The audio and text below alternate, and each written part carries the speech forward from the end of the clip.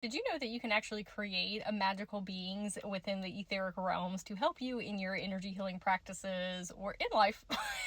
I'm going to share a spiritual gift that I found inside of my client's Akashic records in case it opens up and unlocks something for you as well. When I went into her energy field, a different incarnation of her came forward and said she has the ability to create rock golems.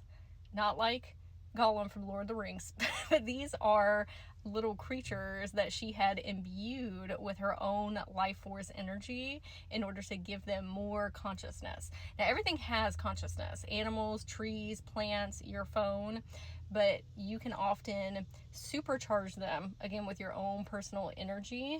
And what that does, it also encodes your own frequencies into them, and so it is easier to communicate with them. If you go to research about these, most oftentimes they're made out of clay. In Egyptian mythology, they're known as Shapti, Shabti.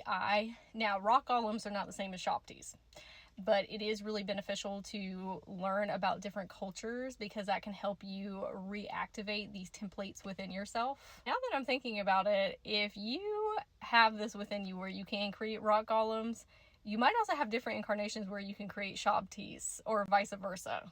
It's an animation ability. It's a form of alchemy with transmutation, combining science with earth magic. Her incarnation was saying that what she can do with these when she learns to create them is go out and find things for her in the ethers because they can travel through different frequencies and dimensions, and we're only one person, so it is very beneficial to have assistance.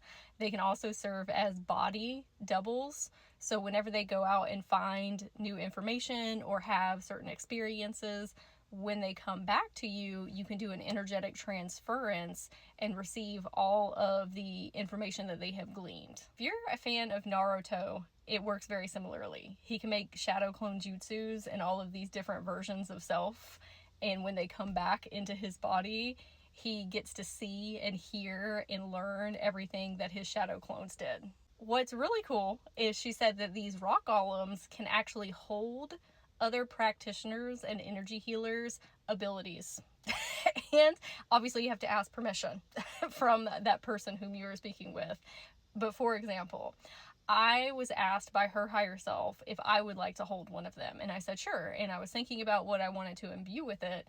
And because I was giving her a spiritual gift activation, I said, I'm going to give that rock golem that ability as well for one person. And I told my client, you will know the person you're going to need to use this on. This is somebody who needs to activate a template within themselves, and your higher self will tell you who that is. They can hold any type of energy healing abilities, Reiki, light language, shamanic practices. This goes far beyond as well. When she learns how to connect with cosmic beings, she's going to be able to ask them as well, different starseeds, persons that she meets on different planetary systems. Her different incarnation was saying that all rocks have different type of abilities. And so you can create rock golems depending on what type of rock substances that you are using, much like crystals. They're crystals as a whole, but each one of them individually has their own healing properties. Some things that you can do to develop this gift is actually going out and picking up rocks from Earth and taking them home to meditate with them, learn from them, because again, they have their own consciousness. We are amplifying it with our own energy, but they also have their own wisdom and guidance and insights. Now, she did say it's really important that you ask that rock's permission to pick it up and bring it home with you, because they have autonomy as well, and not all of them are going to say yes. And so we need to hold it in our hand and feel that discernment, intuition within our body and say, hey, would you like to help me practice my energy healing abilities? If they do say yes and you bring rocks home, they like to be communal. Let's not just bring one individual rock. Even if it's different ones, they want to be with their own type of beings, and so having a collection of them will be really beneficial. Now, here's another stipulation. If we are not working with one of the rocks for a long time, we need to return it back to Mother Gaia. I do this with my crystals every so often. I will look through them. If I haven't worked with one in a long time, I will rehome it with someone else, whether that's a kid or another energy healer practitioner. Sometimes I will leave it for a tree but it's not serving them, the rocks, or me, if we aren't working together and they're just kind of staying in my home. Like, they're living, breathing consciousness as well. So we need to return them back to Mother Gaia.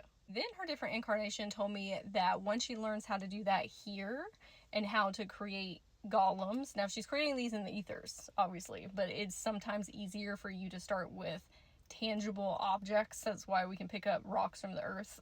But once she learns how to create these within her imaginative scapes, then she can go to different planetary systems when she learns how to astral project within and pick up rocks that are completely different than the ones that we have here, and build even bigger and expansive golems as well. I would love to hear in the comments if you have any questions, or if this unlocked and activated something for you as well. And I hope you have a super magical day.